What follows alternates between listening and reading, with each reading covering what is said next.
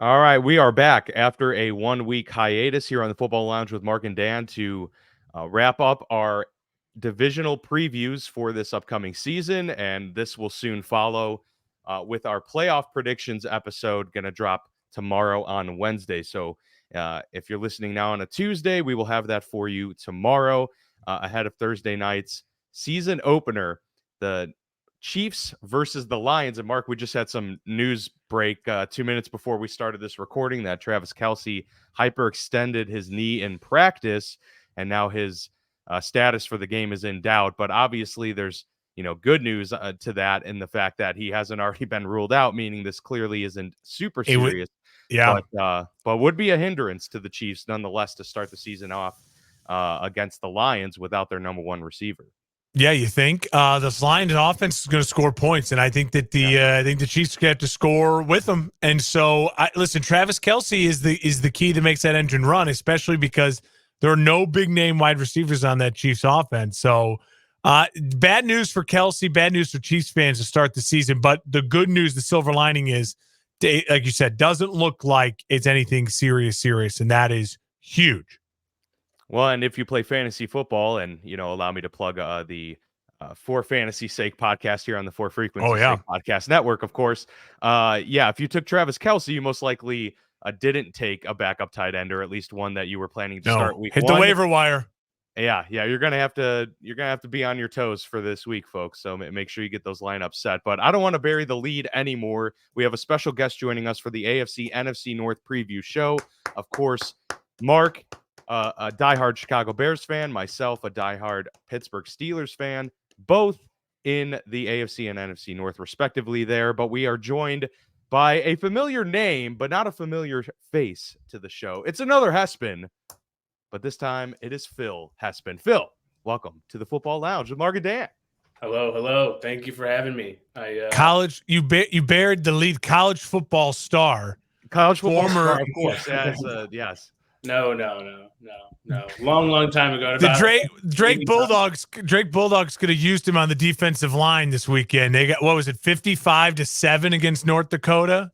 Something like that. I stopped at 42-3, I think it was. And I was like, blown out. And hey, I've been there. I think we lost South Dakota my junior year, something that was like 50-0, and it was just gut wrenching. That's what I tell people all the time as an athlete. Like, I would rather lose a blowout game than a close game. Like, it's a weird take. It might be a weird bury it, but I would rather lose a blowout game, because then it's just like, you don't belong there. You didn't belong. We just didn't show up today. But a close game, it's like, because we almost beat North Dakota. My junior, my junior year, it was 21-16, and the game was just like a nail biter, back and forth. And you get so like, we're going to do this. Like, we're about to beat the number 20 team in the nation, and it just gets swept up from under you. Crazy cool stadium, awesome experience though. That's a really cool environment up there in Fargo. So for sure, yeah, and forgive me for not updating your name until just now. Of course, I had to. Yeah, my teammates will get a kick out of that. Yeah, they'll get a kick out of that. Throw the title in there, no question. I did want to. Yeah, obviously, you guys at the Hespens grew up all diehard Chicago Bears fans, so I imagine you're dialed in, ready for this one. Oh, good God, yeah. I mean, I love starting the week off just right against Green Bay. I'm hoping we don't just see this like immaculate Jordan Love, and it'll just break my heart. But no, I'm really excited. The year is going to be amazing. The defense is revamped. Their offensive line is amazing. I think Braxton Jones and Wright are two of the best tackles that are like untalked about in football. I think Braxton Jones was one of these weird picks, but really, really long, plays really, really low, keeps his hands inside. So I love watching Braxton Jones play. So, and Justin Fields, it's like, it could just be one of those years where you're just like, wow, who is this kid? His numbers weren't far from some of the Jalen Hurts things we were seeing at this time, even for him. So it's very exciting. But I think, hey, Dan, you have an exciting team over there in Pittsburgh too, as we'll talk about. I'm looking forward to it. Absolutely. This has Kenny Pickett gets a little bit of a shaft sometimes, but I think he's got some talent around him this year too. So yeah, it was a rough quarterback class, that entire, rookie class there last year. And so I think part of that for sure was like oh, well, Kenny Pickett, the fact that he was the first one to go and the only one in the first round, they might have just picked the best of the worst. But yeah, he might actually just be very good. Like he might be really good. Maybe not a superstar, but he'll be good enough, I think, to win a lot of games for this team. I did want to start too really quick by acknowledging we'll air the grievances like the Costanzas do. And I just want to say there is no shot you're catching a ball on Sauce Gardner. There's just no way. Your best bet is throwing a football up and a Hail Mary to Tyreek Hill. I disagree. The sheer fire in Sauce Gardner's belly when he hears some Joe Schmo, it's 6'5". I can body him. I sheer believe. Fire in his belly. He's not even letting you off the line. You're gonna be just shocked at how much like a 330-pound squat will just stick you at the line. So it's oh god. I just have to air that grievance. All right, I'm blocking Micah Parsons then. Unless you count a cut block, that's what I said. If you can cut block, that's the only way you're blocking Micah Parsons. Otherwise, that's too good. Manhandled. But yeah, we had to air that grievance for sure. For sure. Yeah, I'm glad we got that out of the way early to start this one. And anyone listening or watching, absolutely go check out that episode. It's a short one, quick one, but the NFL put out those questions as to which you'd be able to do for a monetary prize. And yeah, Mark chose catching a ball on Sauce Gardner. Yeah, but good luck with that one. Phil and I are in agreement. Throwing a go ball, that's going to be the way to go there. Yeah, work on those cuts, Mark.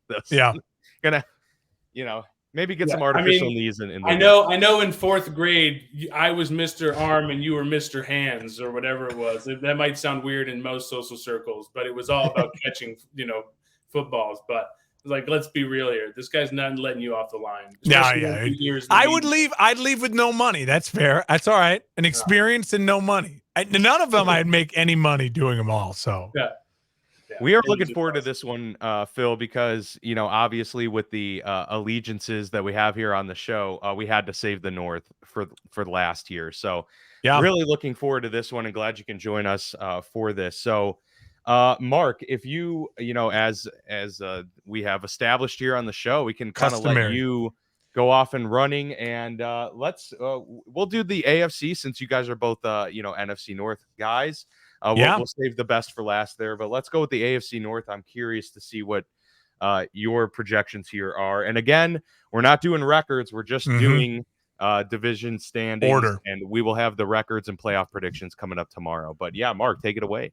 Yeah, absolutely. I'll get it going. I like the Cincinnati Bengals in the AFC North to win it all. Joe Burrow, people keep making a big bunch of he missed all camp. He missed all camp last year with the appendectomy. He missed all camp the year before. The guy hasn't really gotten any. He never had camp besides his rookie year. And so that doesn't bother me. Listen, when it comes down to it with Joe Burrow, I'm just at the point where I'm starting to get like Patrick Mahomes, where I'm like, I'm just not counting out Joe Burrow until I really see it. And I think there are some real shots at the throne of the Bengals. I don't see this being an easy walk to the division at all. I think this division is going to be brutal. I think there's going to be a ton of movement across this division throughout the year. But I like the Bengals. Part of the reason I like the Bengals is they have a point in their schedule where I think they can stack some wins, and I really do think that they have opportunities to put their foot down and get some real momentum. I like the fact that they start off early in the season, home against Baltimore, home against the Rams. I really love the fact that then they can go almost like they have a chance an early bye. I don't love the early bye week 7. But by the bye week, they could very well be 5-2 or 6-1 with at Tennessee, at Arizona, home against Seattle. I love that they don't have to go to Seattle to get Seattle at home. Post bye at San Francisco and then home against Buffalo. That is a really tough stretch. But again, I think they'll be, even if they lose both those games, still a couple games above 500 because the easy part of the first part of the schedule. Then they can get right against Houston, Baltimore, Pittsburgh, divisional games. At Jacksonville's tough, but you get a bounce back of then Indy, Minnesota, Pittsburgh again. And then I think, all eyes are on that end of the year matchup at Kansas City. I don't think record-wise Cincinnati will be in the fight for that 1 seed like they've been in the past. But listen, a year ago, as the season ended for Cincinnati last year, we were all talking about how, oh my God, how are they going to keep T. Higgins? How are they going to, like, they kept them all. Their offensive line is improved. They kept their weapons. They got Joe Mixon back out of contract reduction because of his legal issues. I think Joe Mixon's going to be a very motivated player going into this year. And defensively with Hubbard and that pass rush, it's still very, very good. I don't have, when I look at the Bengals, I don't have question marks about them. I still have some question marks about the Ravens, the Steelers, the Browns. I don't really have question marks about the Bengals. So I'm going to rely on that and Joe Burrow. I'll put them at the top of the division. Second in the division, the Ravens. I know this is where Dan is going to look at me and because this is where we'll disagree. But the wide receiver core for the Ravens was a huge issue, and now it's not. Flowers has looked really good in the preseason. Obviously, bringing in Odell Beckham Jr., Mark Andrews, the tight end. It's a really great group of weapons. Solid offensive line. Love Harbaugh, the coach. And defensively, they are still loaded at the linebacker spot with Queen and with Roquan Smith. So they'll be able to play physical, fast defense like they always do. Now, listen, I still have questions about how Lamar is going to bounce back. We haven't really seen Lamar Jackson in a year and a half. He really took the end of the year off last year. We kind of realize now he basically did just punt on the season once he got the injury because he didn't get the long-term money. But Lamar feels like the type of football player that now that he's secured the bag, he's like all in, like he's 100% all back in. And I think that's a good thing for the Ravens. The Ravens do out of conference. They get some breaks. They get Tennessee at home. They get Detroit at home. They get Seattle at home. So the non-conference home games, they get the Rams at home. They do have to go to San Francisco late in the year. They have to go to Jacksonville late in the year. That's brutal. But then even at the end of the season, they get Miami and Pittsburgh at home. So some scheduling breaks for their out-of-conference games, I also think will lead to the Ravens being able to stack some wins at an important time. Right on their heels, and I think this is going to be a battle. I think there's going to be moments where the Steelers are number one in the division, but I think their late season schedule is really tough. And again, Kenny Pickett, a lot of question marks for Kenny Pickett. He's got weapons. Pickens looks great. Obviously, offensively, Najee Harris. I really like the Pittsburgh Steelers offensive line. I think defensively, we know with Cam Hayward and TJ Watt, when they're healthy, they're difference makers. That defense is fantastic. But really tough start of the year. San Francisco, Cleveland, and then the Raiders and Houston. Houston on the road is certainly tougher. And then the Raiders on the road, certainly tougher. Baltimore, and then a really early bye. I don't love an early bye for a young team and a young quarterback. When they get off that bye, it's a tough schedule. They have the Rams, they have Jacksonville, Tennessee, Green Bay, and then at the very end of the year, home against New England. The lucky draw at the end of the year is at Indianapolis, but I think Indianapolis will be better by the end of the year than they are early in the year. Home against Cincinnati, and then at Seattle, at Baltimore late in the year. That's a really tough way to end it. 4 of your last 5 games are New England, Cincinnati, then at Seattle, at Baltimore. I think they can stack wins early. I think they will look very improved. I think they will be above 500. I think they will be battling for the playoffs, as we'll talk about in tomorrow's show. But I think it's just a really tough schedule late in the year. And I have more questions about the Steelers and their quarterback play than I do the MVP and Lamar Jackson and the Ravens. So that is my thought process on that. And finally, Cleveland. Tell me why I should like the Cleveland Browns. Their wide receiver core is very average. Amari Cooper is an old 28. It's crazy that he's 28, but he's like an old 28. He relies more on his route running than his just pure athleticism, high pointing the ball. Njoku is always underwhelmed at the tight end position. I'm supposed to believe he's going to have a pop year. We saw a lot of Deshaun Watson last year. He played a lot of football at the end of the year, and none of it looked like you wanted to see from the Deshaun Watson, the $250 million man. And then again, not a lot of scheduling breaks. Out of conference, I mean, they start the season. Listen to this start of the season. Cincy, Pittsburgh, Tennessee, Baltimore bye week. brutal. I mean, that is not great. And then after the bye, San Francisco. So Cleveland could be 1-4. I mean, they'd be lucky if they're 2-4, by the time they're done with their bye week. And that is not a great thing for them. And then they still have to go to Seattle. They have to go to Denver. They have to go to the Los Angeles Rams. And then at the very end of the year, the Browns, while they're battling for playoffs, are going to have to take games against Jacksonville, Chicago, the Jets, and the Bengals. That's 4 of their last 5. I don't love it. And I think offensive line is still solid. Bitonio, the guard play is good. Don't trust the tackles. Beyond Myles Garrett, there's not a lot of star power on the defense for an offensive head coach. So I have Cleveland in 4th place in that division, a good 4th place team. But I don't think they're as good as Pittsburgh. I don't think they're as good as the Ravens. I don't think they're as good as the Bengals. So are they going to go, can they split against Pittsburgh? Hopefully. I don't think they split against Baltimore. I don't think they split against Cincinnati. So what? They're 1-4, 1-5 in division. With that out-of-conference schedule, I think it's really tough for them to find their way into the playoffs in the very tough AFC. So there you go. That's my AFC. I got the North. Bengals, Ravens, Steelers, Browns. Love the Steelers, love the Ravens, love the Bengals. Just not as sure yet of how they're all going to find their way into the playoffs. We'll talk about that tomorrow. Fair enough. I mean, it's going to be always difficult to project AFC playoff rankings. At least it has been the last 3 or 4 years because it's such a loaded conference. Yeah. No, I mean, I do agree with a lot of what you said there. So we're not going to have too much disagreement, but of course we will have some disagreement when it comes to my Pittsburgh Steelers. So yeah, I'll kick off my predictions, and I'd love to then toss it to Phil to get his thoughts on both of our analysis here on this AFC North division. So for me, I do have the Bengals winning it. Just because it's Joe Burrow, and this is a team that has already proven that they can get to the Super Bowl. Not much has changed. They've, if anything, gotten a little bit better. I don't necessarily agree that there's no question marks. I mean, I still have questions about this defense overall. They can rush the passer well, which is the primary thing you need in a good defensive unit. But I do worry about their secondary a little bit, and their linebacker play.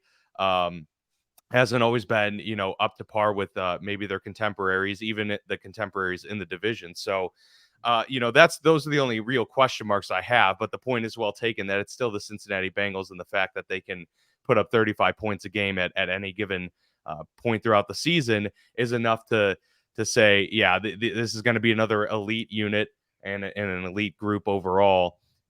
Not to mention, I think, Zach Taylor might be the least talked about head coach in the league. And yet, I know that most of their success is due to Joe Burrow. That's not lost on any of us here on the show. But hey, I mean, you got to get the guys there too, right? And, Zach Taylor has produced winning teams now the last few seasons. So I think they're all in a good place as a franchise. That's something that we haven't been able to say for a while. And so they're going to be afforded the leg up on the division until they can prove otherwise, that they're not deserving of it, or until another team steps up. Hopefully, in my case, this is the Pittsburgh Steelers doing that, but I don't envision that happening this year. They may be 1 or 2 years late to the party. The Steelers are second in my view, though, and part of this is, it is a brutal ending to the season. There's no question about it, but I trust and use Warren Sharp's, strength of schedule rankings, because he puts a lot of work into it, and I buy into it. And when we look at the AFC North, the Pittsburgh Steelers have the 7th easiest schedule in the entire league. That's followed by, in the division, 17th for the Ravens, 19th for the Browns, and I need to figure out where the Bengals were, but they were in the 20s. So the Steelers have a leg up already when it comes to the schedule for this group. And, playing teams like the 49ers, getting a break to play them at home for the season opener, there's some breaks that can fall your way when you have schedules that play out the way they do in this instance. So I like the Steelers' start to the schedule here. I think they could very well go 4-0 heading into that Ravens week, and probably going to split with most of the teams in the division, if not all of them, because that's just the nature of this unit. But when I think about it, this team went 9-8 last year. They also went 9-7 with Mason Rudolph and Duck Hodges leading the team back in 2019 with no Ben Roethlisberger. I just have no reason to believe that this team got worse by any metric and only got significantly improved in certain areas of need, mainly linebacker, but their offensive line is completely revamped. They got a fantastic draft under their belt now from this past season. And so all of these additions paired with the constant maturation of Kenny Pickett at the quarterback spot leads me to think that there's no question that they could be 1 or 2 wins better at a minimum than they were just a year ago. And we saw that progression from Kenny Pickett all throughout the season. It wasn't like he just caught lightning in a bottle for a couple games. No, the final 7 games of the year, he threw 1 pick, and so it was a little bit of a rough start. But as he settled in, he got better and better, leading fourth quarter comeback drives, setting rookie records for fourth quarter comebacks. All of this is, a good recipe for success, and so all of those things combined with the 7th easiest schedule to me gets them to push the Bengals for the division, but ultimately land in a close second. And then the Baltimore Ravens pretty much right behind them as well. I think this division is going to be one of the closest in the entire league. It's been getting better and better over the last few seasons. I think the Browns will be better overall as a unit, but yeah, I kind of agree with a lot of the points you made, Mark, and just that. I'm going to believe it when I see it from this group, especially with Deshaun Watson. We've had a lot of question marks about what he was going to be like after leaving Houston and having that 1.5 year gap of no play. I still think, yes, it was a larger sample size than maybe some are given, but I still think we've overall seen a small sample of him in the Browns offense. He's had a full offseason now, healthy, to acclimate himself to this offense and get up to speed with the chemistry and everything with the teammates. So I too think they'll be a little bit better. Overall, I think they're a team that's got a few flashy names on it, but when you break it down to the studs, you realize, okay, the foundation still needs some work here. And, their depth in general just is something that you get concerned about. I mean, they're 1 or 2 injuries away from just being an awful team, like the Packers had been, during the Rodgers years in the late 2010s. They were 1 Rodgers injury away from probably being the worst team in the NFL. So all of those pieces put together make it a close race. But the Browns just haven't done enough here to get into third or even, sniff second place yet. So Bengals, Steelers, Ravens, Browns are my predictions there. So the only difference we have are 2 and 3 being flipped. Phil, any thoughts on this? Yeah, absolutely. I mean, my picks change regularly with this group. I think both AFC and NFC wise, these are really tough divisions.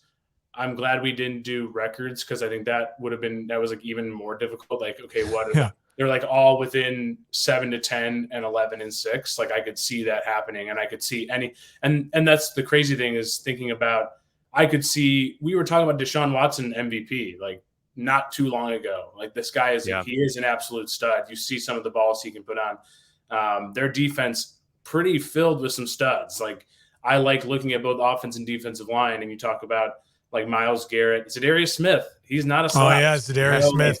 That front 7 for the Browns is it's pretty good, and I wouldn't say it's as good as the Steelers. So that's where again there's a little bit of question mark there. But their back end, you talk about Newsome from Northwestern. He's an absolute stud. So there were some other guys there on their depth chart that you look at and you're how do you – and Nick Chubb. I mean, we talk about Nick Chubb is one of the most underrated running backs in the league. And it might be the best pound-for-pound running back in the entire league. I think he thinks that, and that's the kind of running back I always like too. So it is hard, though. I still put – I'll start from the ground up. I still put the Browns at 4. But I could see them randomly being number 2 in that division and going to the playoffs and maybe upsetting some teams and being did we really just lose to the Browns in the first round? And then and the Browns lose in the second round because they're the Browns. So that's who I have at 4. The other things that I agree with, it's hard with the Steelers to me too. Even if Kenny maybe gets injured because their line is kind of suspect or something happens, he's a smaller guy. But I look at him just like how they looked at Jared Goff, the small hands and all this kind of stuff. I don't really take a lot of that into account. They have a ton of weapons for him, I think. Freiermuth is an underrated tight end. He's one of those guys that in fantasy I was just please let me get him in the 6th, 7th round, but he didn't end up going to me. But you talk about Allen Robinson, who I think is one of the most underrated wide receivers in football. He has a little soft spot for me too. So I think he can always make that jump back. And then you talk about if something happens to Kenny, Mitch Mitch Trubisky is not a bad quarterback. And again, soft spot for him as a Chicago Bear fan, Sure. but it's really hard for me to sit there and say they couldn't win this division either. So I had to go back and forth a bunch. But at third, I have the Baltimore Ravens. Again, they could be number one. Like, it's very, very weird. It's a tough division, but they have a ton of really good talent. I worry about their running back situation. My thing with them, though, is like I do trust John Harbaugh, so I could see them again being number one in this division. Depth hurts them, and if Lamar goes down, it's just kind of like we're probably going to be 7-10. So, which could happen. I look at Lamar and like a Justin Fields very differently because they're the body type and the frame. Yeah. Justin does sometimes like sacrifice his body a little bit too much versus I do think Lamar's learned a little bit, like, let's get out of bounds. But then, so moving on to number 2, it's hard. I really don't want the Bengals to do well for some reason. I wanted to even like put them at 3. You and me both, my friend. It's really hard. Like I wanted to even put them at 3, but then you look at their depth chart, and you look at their line and like their strength of schedule, which I think is another point that you both made. That's like, it does matter in this division. It looks like because there's some tough games that all of these teams have. But I ended up putting the Steelers at number 2, and then the Bengals at 1. For me, the Bengals are, I don't know, they have a lot of flash, but getting Orlando Brown Jr. is huge. Having him, that's massive. Their interior offensive line isn't bad. I think they have like what his name is. Alex Karras is one of my favorite guards. Center. Ted Karras. Alex Kappa is one of the best guards in the league. Yeah. I think Jonah Williams isn't as strong of a tackle, but they can get away with that when you have guys like Jamar Chase, T. Higgins, and Tyler Boyd. Like all 3 of those guys probably could be ones on most teams. Sure. And even Tyler Boyd, I think he's one of those underrated. He's 6'4", 6'5" guy. Great slot guy. Yeah. Tactician. And then their defense, that's their biggest worry for me. That could make them an under 5. I don't know. I don't think I could see them going under 500, but I could see them going into 3rd in this division because their defense is suspect now, which is interesting because when they were really good or when they went to the Super Bowl, right, they were Joe Burrow got sacked the most times in the league. Their defense carried them there. But I don't know if Hendrickson still got it. Those kind of guys, I don't know. So their defense could completely change their outlook. But I do, like you both said, it's hard to go against what they've shown the last few years. I do like Joe Mixon as well. And some of these guys that obviously like Jamar Chase is just an absolute stud as well. Yeah. So it was hard to go against them. I could see any one of these teams winning it. And even the Browns. The Browns, I think, are Deshaun Watson coming in last year and playing, that's a weird year for him. We don't talk about just like how weird that was probably for him as an athlete. Just to miss a whole year and then to come back and expect to be what you were, that's really, really difficult. And so, but I still think he's a freak and can get it done. And a top 10 draft pick for a reason. Like he's a Clemson, national champion. Like there's so much about Deshaun Watson that you do like, other than maybe the morale stuff that you might not. That's right. Why you're still kind of putting him 4th in division because he's got the Robert. I don't want to root for him. Like that's part of it. Like I don't want to root for him, and I also think that the NFL. Like there is an unwritten thing in the NFL. I think teams when they play the Browns, and if you ask owners, every single owner would be like, bleep the Browns for what they did with that contract.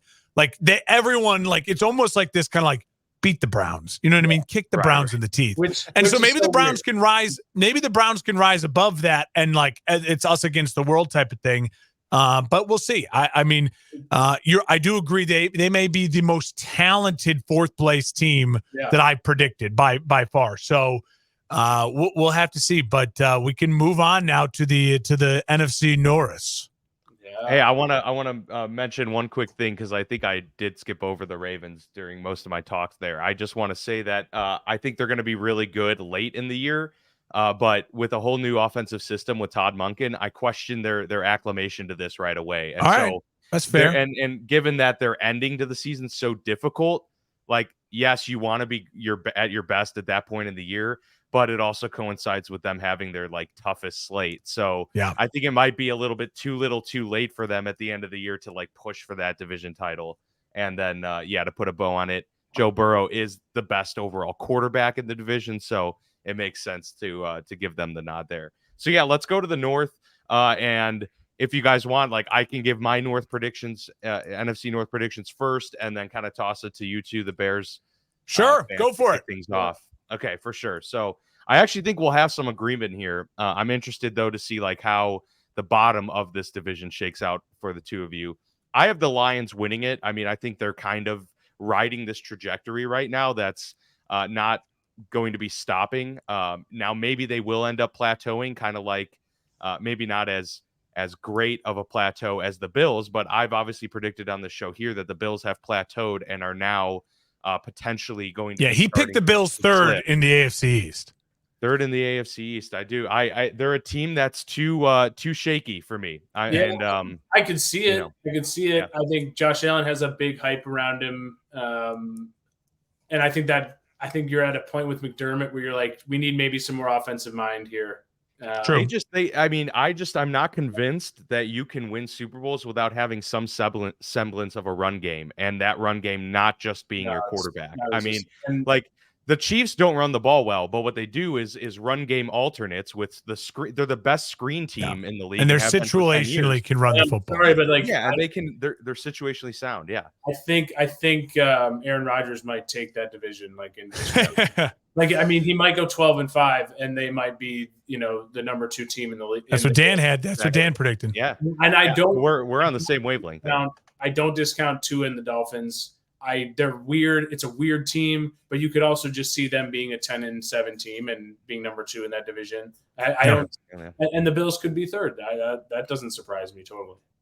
Yeah. So, all right, go ahead, Dan. I see the Lions very much like in that. I think they're on the upswing of what we saw from the Bills a couple years ago, and I think they're putting it all together. They don't have the same team, but I think in terms of like their trajectory, it's similar, and it strikes me the same. Obviously, Dan Campbell's got a really tough crew there. They run the ball super well. They just got a dynamic playmaker in Jahmyr Gibbs that they can do literally anything with on the field. So a great offense last year that we saw just got better. And I'm just really looking forward to seeing the continuation of the growth of Aiden Hutchinson and really just this whole defensive front that they're kind of building there. So I'm very intrigued by that. The defense is still going to be their biggest weakness. But overall, their offense got even better, and they were good last year. They were a good team. So I have them winning this one, but followed closely by the Chicago Bears at number 2. Chicago, there's too big of a jump that would need to take place, in my view, from last year to this year. Like, worst to first obviously happens. We talked on the show. It's actually happened for one division every season for the last 20 years. But I'm just not sure that the Bears are that group yet. And I think it's almost a good way, because a lot of worst to firsts happen with teams that just add old guys in free agency and end up having like a really solid year, but then 2 years later they're back to where they were. This is a team that's steadily rising, and I think that's the way that they've intended this team to be built. So year 2 for Justin Fields in the Eberflus era is going to finally get some stability in Chicago, which is much needed. Obviously, he's electric. He might very well be an MVP candidate. None of us would be surprised if that happened. And if you've got an MVP caliber quarterback, you're absolutely going to be in the conversation for the playoffs. And so for that to be the case, especially in the NFC North, you're probably going to have to be second, because I don't see, how all four teams in the North, we know that, are not going to end up making the playoffs almost certainly. But I do think the Bears are going to push the Lions, and it's going to be close. But maybe next year will be the year for Chicago to kind of retake back this division. Third, I have the Vikings. They were kind of last year's smoke and mirrors type of team, where they won a lot of games, but we're like, are they really this good? Like, are they? Now Kirk Cousins obviously gets a bad rap, and he's definitely way better than he's made out to be. But there is something to be said for his lack of clutch game performance. And I mean, they're like, at the end of the day, you have to win big games and big moments, and there just haven't been too many of those with Kirk. The defense is not what it was 5 years ago. It's, since Mike Zimmer left, they've They've kind of stripped that down to the studs and tried to rebuild. And they lose Dalvin Cook. I mean, there's a lot of question marks here with this team. Jordan Addison's a great piece, like number 2. He's going to be awesome, I think. And TJ Hawkinson with a full year there. So they kind of, band-aided some of their, losses with some of these additions last year and in the draft. But yeah, it's one of those teams where I just don't see them repeating it, getting 13 wins and being the clear-cut front runner. I think they're really going to have to fight for everything this year. They won a lot of one-score games, and those don't tend to be indicators of continued success. Those tend to be more random. And so I think they more so struck lightning in a bottle with all of those one-score wins. If that goes back to the mean a little bit, then they're maybe just an average team. And then finally the Packers. I really want them to be last in this division as well. They damn well deserve it. We all know that. They deserve some turmoil. I don't think it's going to be as bad as we would all hope because they're the Packers. They're a relatively stable organization. They don't bottom out. And Jordan Love might be serviceable. I just don't see that he's going to have much pop. I totally question that. But at the end of the day, they've got a good run game. They've got a good scheme. Matt LaFleur, if you can run the ball well, I just don't see you being like the worst team in the league because you're gonna stay in most games and you'll have the chance to win some close ones. So, the Packers are there. They got a good secondary as well, so they'll be able to hold off some teams there. But enjoy it while it lasts, gentlemen, because this might be 1 or 2 year stretch of bad Packer football, and then they'll get Caleb Williams somehow. They'll trade the farm and get Caleb Williams, and then it's pain yet again. But yeah, for now, that is the hierarchy I have. All right, I will pick it up and I will run with it, and I'm going to start with the Detroit Lions as the winner of the NFC North. Again, I go back to the fact that I don't have that many questions that I'm just unsure of with the Lions. I know their offensive line is really, really good. I know that they're going to be able to run the ball, bringing in David Montgomery behind Jahmyr Gibbs, the rookie running back out of Alabama. I think that's a really fun 1-2 punch. I know that Jared Goff going into the division right now, I believe is the best quarterback in the division just to start. I think by the end of the year, we're going to rank that differently. But going into the year, the most solid, competitive, probably a top 5 quarterback in the NFC. Amon-Ra St. Brown, Marvin Jones Jr. Now, they will get, back eventually from suspension, Williams, Jameson Williams. So, again, they have a ton of wide receiver and running back talent. Don't love the tight end position. Love what they're building on the defense. Their defense is still young. But, again, look at the Lions' schedule. It's very workable. They get Seattle at home.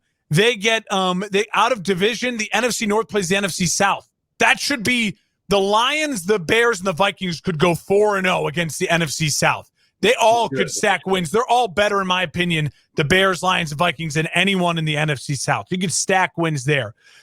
They do have to go to Baltimore. That's tough for the Lions. They do have to go to the Chargers in early November. That's a tough game. And then at the end of the year, Minnesota, Dallas, Minnesota, lots going to be determined for them. But I think this Lions team, absolutely agree. They are just the natural progression of they are on the rise. They've built a program. And I think that they absolutely are right now the most solid bet to win the NFC North to start the season. The second team in the NFC North is the Chicago Bears. The Bears absolutely will be fighting for the Lions for the division. I think the Bears have an absolute chance to explode this year. Phil said it earlier, the offensive line, once Tevin Jenkins gets back healthy after that 4 weeks on the injured reserve to start the year, they'll be even better. Cody Whitehair not starting at center for the first game against the Packers worries me a bit because he is built to be the center for this team long term, and then they'll slide in Jenkins at the guard position once he's healthy. So once that offensive line gets going post week 4, they're going to be in really, really good shape. Let's just be honest. Darnell Mooney and Chase Claypool are in contract years. Ryan Poles basically said to them both, feast or famine. Go play for some contracts, either with us or with someone else. We're going to throw the ball around a lot. We're going to unleash our dynamic third-year quarterback. The running back room is solid. I don't see a star running back, but I think this is going to be a very fun running back by committee type of group with Roshan Johnson, Khalil Herbert, Dante Foreman, where each one of those guys can have really nice moments, pop moments, and I think they have a lot of great depth there, so that's good for the Bears. All of them can pass block. All of them can catch the ball. All of them can get you tough third down yardage if you need it. So I like that. And then defensively, you're going to see a transformed Bears defense from last year. That back-end secondary is healthy. Eddie Jackson, Brisker, Gordon, these guys are playing. They're going to ball hawk. And the fact that they have TJ Edwards and Tremaine in front of them is amazing. Like this linebacker core for the Bears with Sanborn and then the rookie Penei Sewell's brother, Sewell out of Oregon. That's a lot of good depth, a lot of versatility. And then defensively, I don't love the front four yet, but I think they have, with Yannick Ngakoue, they can rush the passer at times. Gravon Dexter's going to have a big year, the young kid. So that's a little bit of the weak spot, but there's depth there and there's youth. And hopefully that will play something with a defensive head coach. He's got to improve that. It's his goal to improve that defense. This Bears team is going to be fun. And I haven't talked about the schedule yet, which I think is really, really workable. Yes, early it's tough. Green Bay, Kansas City, Denver, 3 of your first 4. That's not great. But you get Tampa in there where they absolutely should beat Tampa. And then Washington, Thursday, October 5th, absolutely can find their way at worst case scenario to 500, heading into a stretch that involves then Minnesota, Vegas at home. Both those games, very winnable games. At the Chargers, at New Orleans, can you find a way to split those games 1-1? I certainly think they can. And then going into their bye, which I love that they have a late Week 13 bye, Carolina, Detroit, Minnesota. Bye week, post-bye, get healthy for the stretch run of home against Detroit, at Cleveland, home against Arizona, home against Atlanta, and then at Green Bay for all the marbles when I think the Bears will be playing for a playoff spot and the Packers won't. So I just think it's a really great workable schedule for the Bears as well. Minnesota, 3rd place in the division.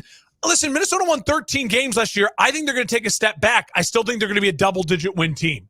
I think saying they're going to swap 3 games, offensively, they're incredible with Kirk Cousins and Justin Jefferson. Adding the weapons that they've got, TJ Hawkinson, they lock him up. He's going to be ready to go for a big year. And Kirk is in a contract year. This is it for Kirk in Minnesota. So Kirk is playing for that Miami Dolphins job next year. He's playing for that San Francisco 49ers job next year. Kirk Cousins is going to put up big numbers. Again, it doesn't matter. They're not going to win in the playoffs because he's Kirk Cousins and it's primetime Kirk. But they're going to win games. And they're going to be better than the Green Bay Packers in division because they're going to be able to actually outscore teams, even though defensively they're still poop.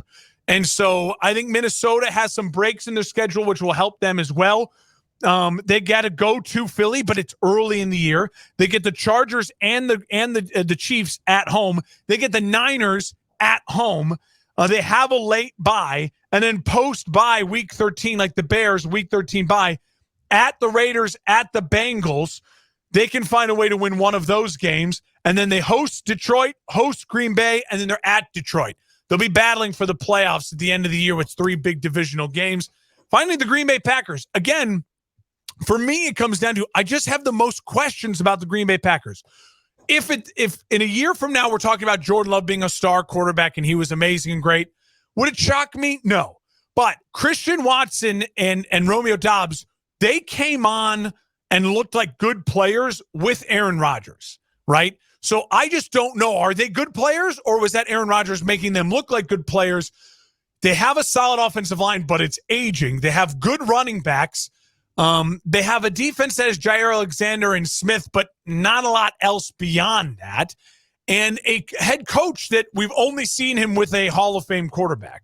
And even in those moments with a Hall of Fame quarterback, like with that San Francisco game where they kick a field goal and they've underwhelmed, he hasn't elevated beyond the Hall of Fame quarterback. So what am I to think of Green Bay? I'm to think that they have a tough schedule. I'm to think that they have a lot of question marks, and I think that they will find their way to be last in this division. Beyond obviously the in-division games, they have to go to Pittsburgh. They have to play the Chargers. They have to play the Kansas City Chiefs. They have late in the year at Minnesota, home against Chicago. Early start that I don't love at Denver, at the Raiders for them. And I think that this Green Bay team is just too many question marks with an aging good but aging offensive line and a quarterback who, remember, guys, he was in the same draft in the first round with Tua, Joe Burrow, and Justin Herbert.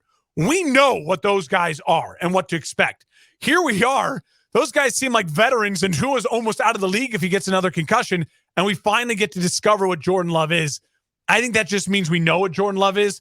He's an average NFL quarterback. If he's Dak, they'd be thrilled. I don't think he's Dak. Yeah, I think that's more than fair. Phil, I'm curious. Curious how you have this one shaking out, and then we can all discuss these final results here. Yeah, I have 4. I have the Packers. 3. I have the Vikings. 2. I have the Detroit Lions. How dare I? Let's go. How dare I? Have faith. Have faith. I do. Someone has it. You know, it's like my mind's telling me no, but my body's telling So me. don't waste time on those other 3. Just lay it out there for the Bears. How are they winning the division?